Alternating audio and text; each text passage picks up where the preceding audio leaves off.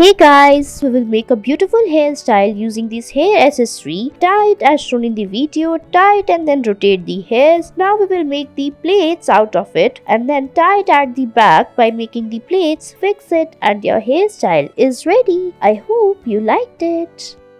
Next, we will tie the hairs and divide the hairs into few sections, then tie it with the thread and make the plaits out of it. It will turn out to be this beautiful as we are doing in this video. Then tie it all together and it's ready.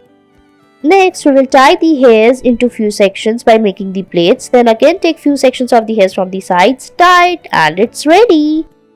Next, we will tie the hairs as shown in the video. Use this tool to fix it in the hair and make the plaits by rolling it around. Make the plaits like these as we are doing in this video. Take few sections of the hairs and make the plaits. Follow the video very carefully and watch each step we are performing. Otherwise, the end result may not look like same as shown in the video. This hairstyle is best suited for the neck length, medium and long hairs. And try it and let us know in the comment section whether you liked it or not. And after we are done with this, we will fix it and it's ready. Thanks for watching. Bye.